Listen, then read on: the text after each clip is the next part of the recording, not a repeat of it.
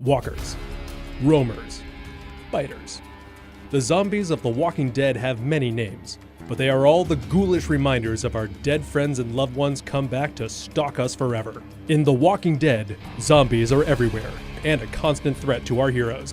Just when you think you're safe, they will show up without warning. Sometimes they appear out of the shadows, and sometimes they swarm in giant herds of thousands like a glacier of teeth and flesh. Individually, zombies are easy to handle, and any novice, even a child, could handle one. A single person can easily sneak up on one and eliminate it with a quick strike to the head. Suppressed weapons will also take them down quickly from a safe range. Make a loud noise or use an unsuppressed weapon, however, and you'll soon find yourself with crowds of the undead on all sides with no room to fight or escape. Remember, your suppressor can break, and your ammo is limited. The apocalypse of The Walking Dead is a constantly stressful and chaotic situation, and no one is immune from fatigue.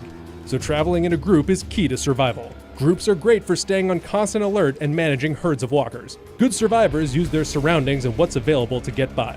In the books, that includes things like using zombie guts as aromatic camouflage, or riding horses to slowly shepherd zombie herds to the ocean. In the game, you won't have horses, but you'll have traps and tools to direct the walkers, and you can use ample cover and verticality to your advantage. Despite all that, even with years of training and experience, major characters will still die to an errant bite or a failed escape plan. This dangerous world requires you to be aware of your surroundings at all times. Walkers are in various states of decay, and some have lost the leg mass to keep themselves upright. So just because you don't see a walker stumbling right at you, doesn't mean there's not a crawler on the floor getting dangerously close to your legs. Some walkers have decayed worse than others, like the bloater walkers, whose turgid bodies have swollen into grotesque gaseous bombs. When shot, bloaters will expel caustic, infectious tissue and cause splash damage to the player. In rare instances, you might find military and police bitten in the first outbreak, now turned into walkers roaming the streets, still wearing their bulletproof body armor and helmets. Of course, The Walking Dead has taught fans to fear the living as much, if not more, than the dead. Zombies have claimed the lives of several major characters, but it's the human factions, led by iconic, deadly characters like the Governor, Negan, and Alpha, that are the major threat. These faction leaders harass, raid, and in major confrontations even kill beloved characters. Their methods are brutal and sickening, but always at the service of protecting their own people. In The Walking Dead, these characters, especially bad guys like the Governor and Negan, remind the heroes that they're only ever one or two bad choices away from becoming the people they fear. Though in some characters' minds, the heroes are just as bad, if not worse, than the villains they fight.